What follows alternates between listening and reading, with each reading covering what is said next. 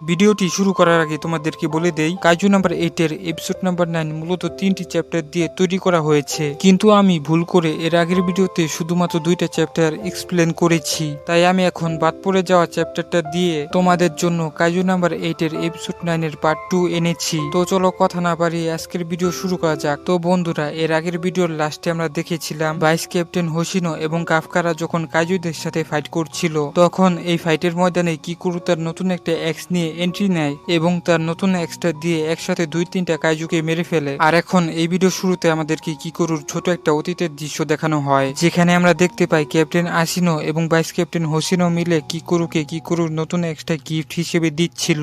আর কিকুরুর নতুন এক্সটা একটি বিশাল বড় বাক্সের ভিতরে ছিল। তো যাই হোক, এই সময় কিকুরু বলে ওঠে, আরে ক্যাপ্টেন, এইরকম এক্সের মতন অস্ত্র তো শুধুমাত্র হায়ার র্যাঙ্কের ক্যাপ্টেনদেরকেই গিফট হিসেবে দেওয়া হয়, আপনারা এটা আমাকে দিচ্ছেন কেন? কিকুরুর মুখ থেকে এই কথা শোনার পর ক্যাপ্টেন আসিনো বলে, হ্যাঁ কিকুরু, তুমি একদম ঠিক কথাই বলছো, এইরকম অস্ত্র শুধুমাত্র হায়ার র্যাঙ্কের ক্যাপ্টেনদেরকেই দেওয়া হয়। ক্যাপ্টেন আসিনো আরো বলে, এখনকার পরিস্থিতি খুব খারাপ, এখন কাইজু নাম্বার 8 এবং কাইজু নাম্বার 9 এর মতন শক্তিশালী কাইজুরা আমাদের পৃথিবীতে চলে এসেছে, আর তাদের মোকাবেলা করা আমাদের জন্য কঠিন হয়ে পড়েছে। আর তাই আমরা তোমাকে এই এক্সট্রা গিফট হিসেবে দিয়েছি, আর তোমাকে আমাদের মেজর বানানোর সিদ্ধান্ত নিয়েছি। তুমি আমাদের মেজর হয়ে যাওয়ার পর তোমার র্যাঙ্ক আমাদের দুজনের নিচে থাকবে, মানে 1 নাম্বার র্যাঙ্কে থাকবো আমি, আর 2 নম্বর র্যাঙ্কে থাকবে ভাইস ক্যাপ্টেন হোশিনো, আর 3 নম্বর র্যাঙ্কে থাকবে তুমি। তো যাই হোক, এরপর আমরা দেখতে পাই সিন চেঞ্জ হয়ে যায় আর আমাদেরকে বর্তমানের দৃশ্য দেখানো হয়, যেখানে আমরা দেখতে পাই কাফকাদের টিমের সিনোমিয়া আমাদের কিকুরুকে তার এক্সের সাথে দেখার পর বলে, আমি বুঝতে পারছি না কিকুরু কিভাবে এত বড় আর ভারী একটা এক্স দিয়ে কাইজুদের সাথে ফাইট করবে। সিনোমিয়ার এই কথা শোনার পর কিকুরু বলে, আরে বোকা, তোমার কাছে এই এক্সটা অনেক ভারী আর বড় হতে পারে, কিন্তু এটা আমার কাছে হালকা।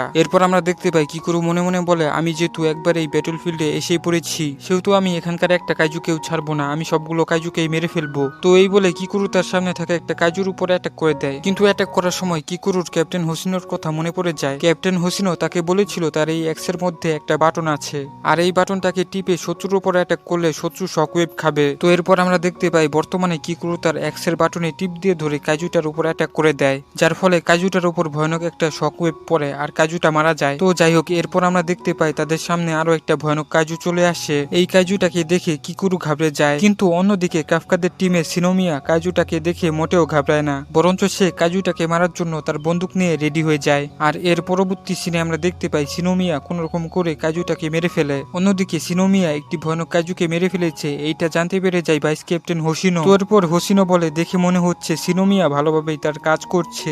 হোশিনোর এই কথা শেষ হতে না হতে লিডার কাইজু তার উপর আবার অ্যাটাক করে দেয়, আর আবার কাইজু লিডার এবং হোশিনোর মাঝে ফাইটিং শুরু হয়ে যায়। এই ফাইটের এক পর্যায়ে হোশিনো কাইজু লিডারের কাছ থেকে পালাতে শুরু করে। পালাতে পালাতে হোশিনো তার ডিফেন্স ফোর্সের বেসের মেন গেটের সামনে চলে আসে, কিন্তু কাইজু লিডার এই গেটটাকেও অ্যাটাক করে ধ্বংস করে দেয়। এইটা দেখে হোশিনো অনেক রেগে যায় আর তার স্যুটের 92% পাওয়ার ব্যবহার করার সিদ্ধান্ত নিয়ে নেয়, আর কাইজু লিডারকে বলে, মরার জন্য প্রস্তুত হয়ে যাও কাইজু। আর এখানেই কাইজু নাম্বার 8 এর এপিসোড নাম্বার 9 এর পার্ট 2 শেষ হয়ে যায়।